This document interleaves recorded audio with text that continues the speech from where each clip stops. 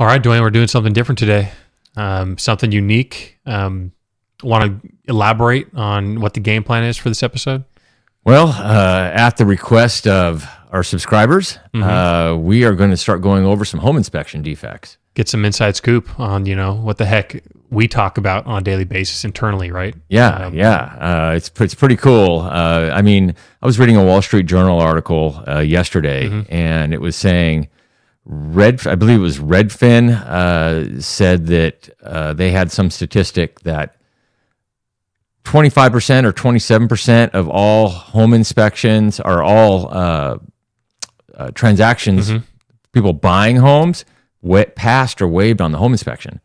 Since when? What's the time period on that? Over the last year. Oh, really? Wow. Yeah. So maybe it was last through the year. COVID period or whatever. No, it was like over like the last 12 months or at least. Wow. Yeah. So now at least it was in like the last year and a half. So what's coming back is these people are waiving the home inspection period. And let me guess.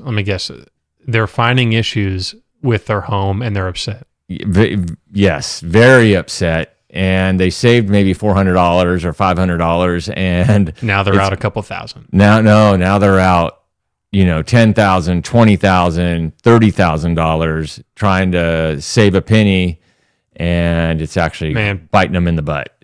People don't realize the value in the home inspection. A lot of people do. Right? And that's why majority, you said only 25%. That's why 75% are getting the inspection, right? Because they do see the value, but still, the couple $100 that you spend on the home inspection.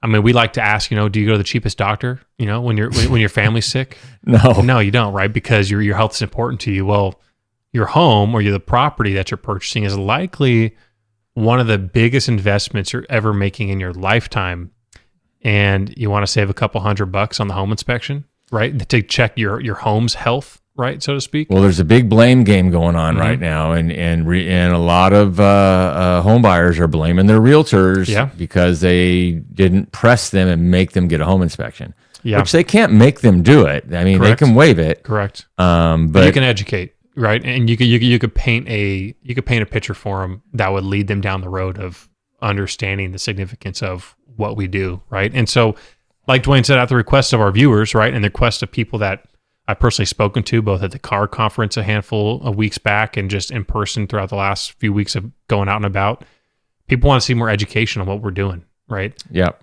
When you're looking at the report, what are some of these common findings? And it's a great opportunity because Dwayne has the years of experience in the inspection field.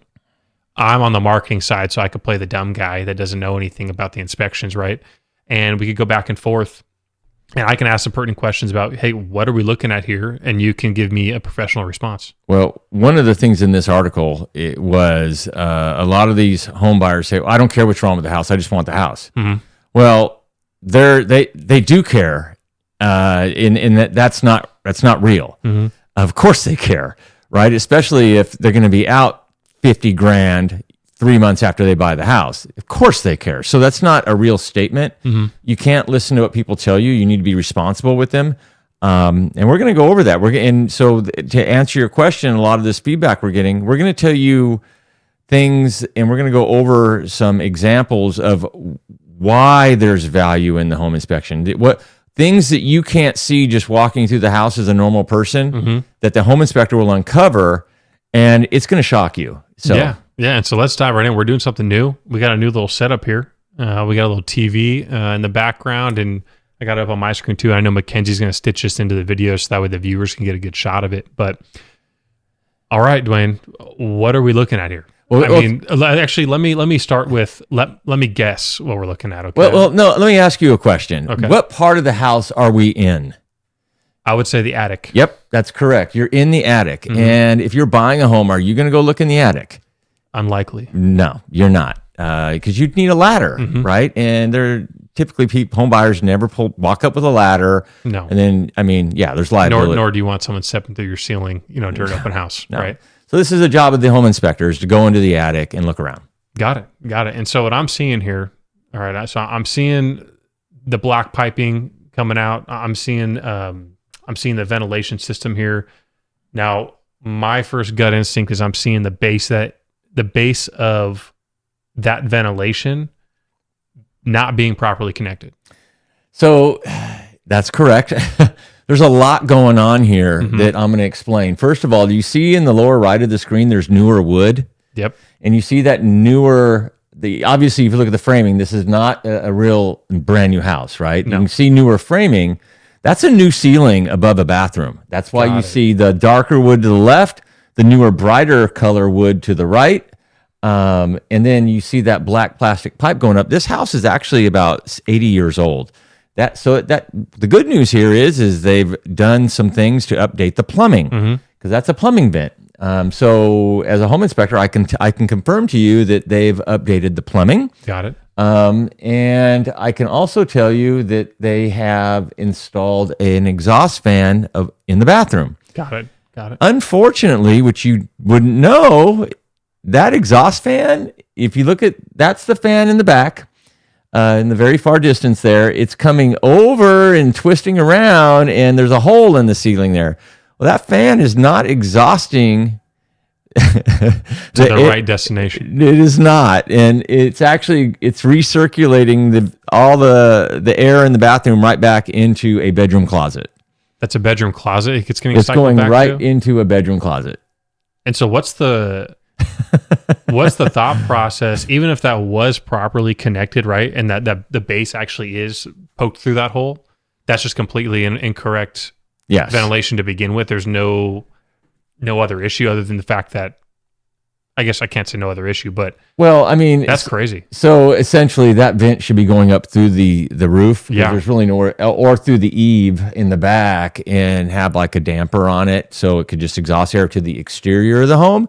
But instead it's exhausting right into the bedroom closet next to the bathroom. So if your clothes stink and you don't know why. Well, hold on. Well, let me explain what the issue here is a lot of people think exhaust fans for the bathrooms are for the odor. Yeah, it helps kind of clean up the odor in the bathroom a little bit, but what the real purpose and why the code requires an exhaust fan in a bathroom is to get the moisture out of the room. And so what this is now doing is it's exhausting moisture into your closet, which could cause maybe a mold situation or mildew smell in the clothes. Yeah. Obviously, it could stink up your closet too, but but I guess, and at best case scenario, it doesn't go in your closet and it's just getting exhausted into the attic, right? Which is still, we catch that all the time. Not ideal. And I am aware that happens more times than you find it exhausting into a closet. And so that's pretty wild stuff right there.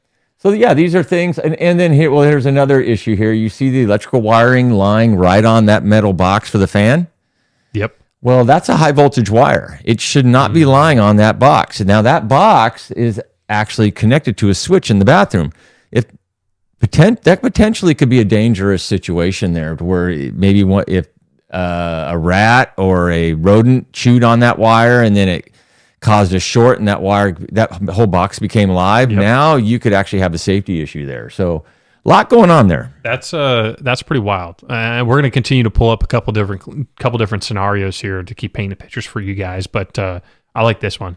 This one's a good one. Let me go full screen for you. Wow. Yeah. That's a pretty. So if you guys know who David Blaine is, the magician, he's famous for this floating house. The levitation of it. This is pretty wild stuff. Yeah, my son William took that photo and immediately posted it to the team at our inspection company and was like, what do we say about this? Now, let's say you're a buyer, you didn't get the home inspection. This may have been obvious from the very beginning, right at the point you purchased the property, but because you waived it, you figured, hey, you know what? The house is standing upright. What's the big deal, right? Let's throw some dirt underneath there. What's the cost on fixing or the potential damage that's involved with this scenario where the foundation is literally floating up off the ground?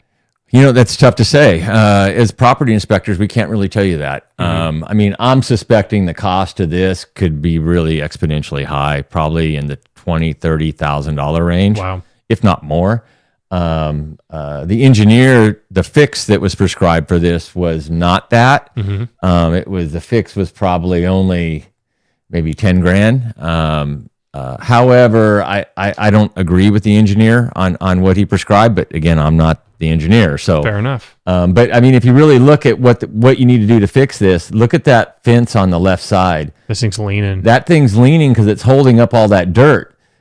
Yeah, big time. And so it's not really. So I would say you got to really rebuild a retaining wall there so it doesn't do that. Doesn't keep sliding. Retaining walls in a neighborhood like that on a sloped lot like that. I mean, it's going to have to be engineered, and I'm suspecting that's a $20,000-$30,000 retaining wall alone.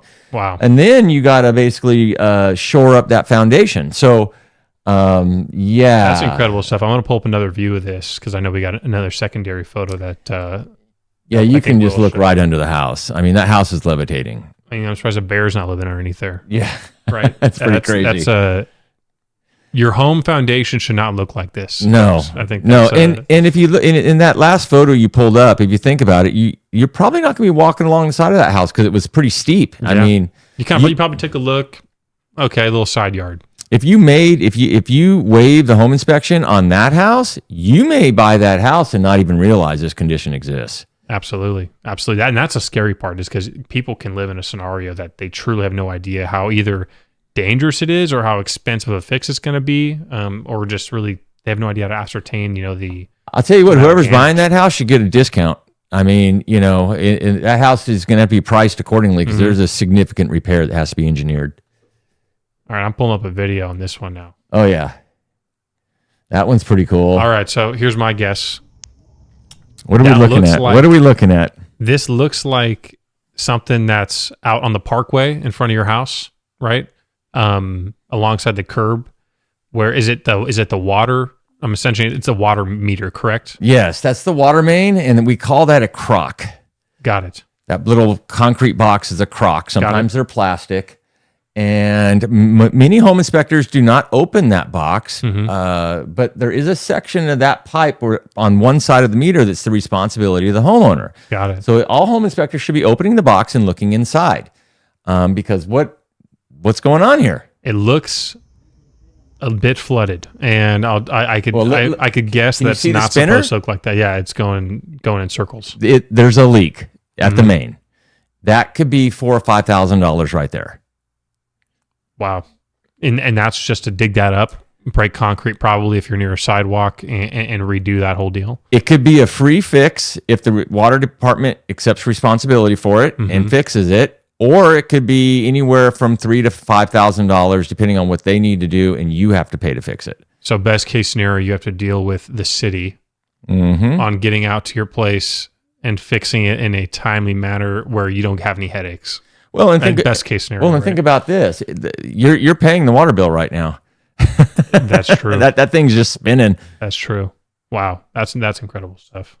We got a couple more here, folks, and we're gonna see what we can do about this one. Ooh, let me pull this out. Ooh, I know what that is. So from the course of time that I have spent sitting in the franchise. The franchise training sessions, I have learned what this is as well too. This is a sediment trap, correct? This is, yes. Let's step that back though. This is the gas line going to, I believe that's a tankless water heater in this particular case. Got it. And that's the gas shutoff valve, the little blue lever coming out of the wall. And yeah. And so from my understanding, what's incorrect with this, and had I not sat through these training sessions, right, and been around, for the couple of years that I've been around now, I would look at this and, at first off, I had no idea what I'm looking at, right? Because plumbing and that whole section is very confusing to most people and most homeowners too. But can you explain what's wrong with this? Because my understanding is there needs to be a 90-degree downward, I guess, connecting piece, right, where the sediments fall directly down and not floating across the top. Yep. You're spot on. So what we're looking at here is a gas line that's feeding natural gas to the water heater. And historically, and what can happen in a gas line is you don't want any sediment going through a gas line, especially if you have galvanized pipe. And if sediment goes through the gas line it can block open the solenoid at the water heater, which means gas will not stop going into the water heater. The water heater will not turn off. It'll just keep going and going and going.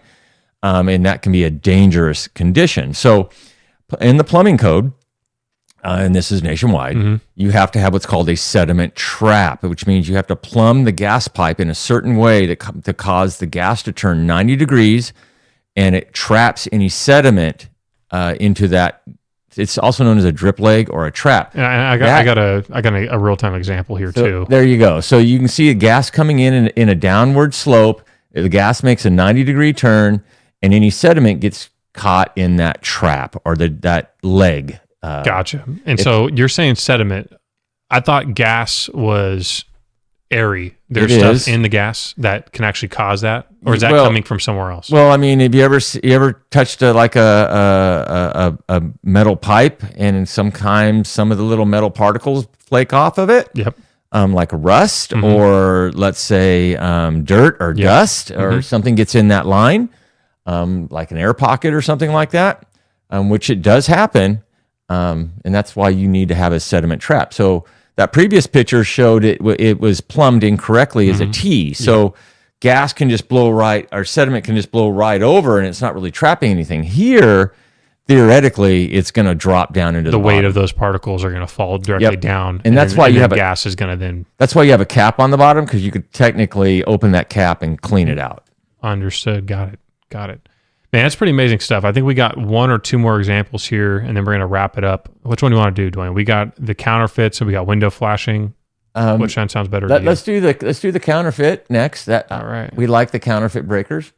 So a lot of people don't know this, but there are counterfeit circuit breakers out there, meaning that they're not UL listed, they're not the approved ones, they're just knockoffs. And where can you buy? Can you buy those just anywhere? I don't know who sells them. They could pop up anywhere. I mean, who knows? They could get into a store. Okay. Especially if you're buying breakers at, just a, small hardware store. Got it. Who knows where they get their wholesale stuff from, right? I mean, I don't want to name any names, because I don't want to disparage any electrical supply stores. But there are things called counterfeit square D breakers. And so you're looking here at a square D breaker. Is this the one you're referring to that has the on the far right? Yep. And then you got one that it's got square D stamped on it, and it's got the white colors on it. So a home inspector is going to know, if he's qualified and good, he's going to know if you have a breaker that's a knockoff breaker. And obviously electrical breakers are for safety. And if they're not functional, now you have an unsafe condition in your home. And not to say, you could have a knockoff probably, and never notice it or never have an issue, but they're not regulated. So you don't quite know what you have. And that's the importance of why discovering this is, provides value, because if they're not regulated or they're not, going through some kind of quality control, then it's a gamble. And if you don't have an operational or a good functional circuit breaker, and you don't have your electrical panel inspected, I mean, there's a lot of electrical house fires that start because of unsafe conditions, and breakers are a protective measure. And so you want to know if you have any knockoff breakers. Easy fix. You can just replace them. There you go. But that's something, I mean, as we're looking through this, so someone, right, could look at that foundation issue and be like, that maybe that doesn't look right. Or someone could look at, the water main and be like, I'm pretty sure that's not supposed to be flooded, right? It's supposed to be filled with spider webs, not water, right? Right. And there's more obvious issues than others, but there's stuff like this, or the example of up in the attic where you're not actually ever seeing the attic, before buying the place, that you would otherwise have no idea about. Right. How to go about, handling the situation, if you even caught it to begin with. And that's where the home inspector shines, right? That's why we get paid, right? The money that we get paid, because the stuff that we know. Right. And it's pretty amazing. And I think there's a lot of, I'll tell you what, over the last couple of years of working here, a ton of respect for, our guys out there and their willingness to, dive into the code, get a better understanding, continuing to learn. I think that's the biggest takeaway from all of this is you need to have someone qualified going out there. This cannot be, you your father-in-law who just was a contractor at one point in his life, 10 years ago, and is handy, right? You need somebody that's taking 30 hours of continuing education every year Absolutely. to stay up to speed on this stuff, because it's complicated and it's in depth, and it's you don't remember everything forever. It's not possible, and so you need refresher courses all the time. Counterfeit circuit breakers are a big deal. That's a significant material defect. So. Big time. And so I think just to wrap this up, don't waive your home inspection. Go out there and get it. We're going to continue to do sessions like this to where, we're providing educational pieces and you can see real time the stuff that we catch that can save you thousands and thousands of dollars. Yeah. And so it's important stuff, and make sure you're hiring professionals and getting, the right people out there. And so leave us some comments. Yeah. Leave us some comments about what you think about this stuff.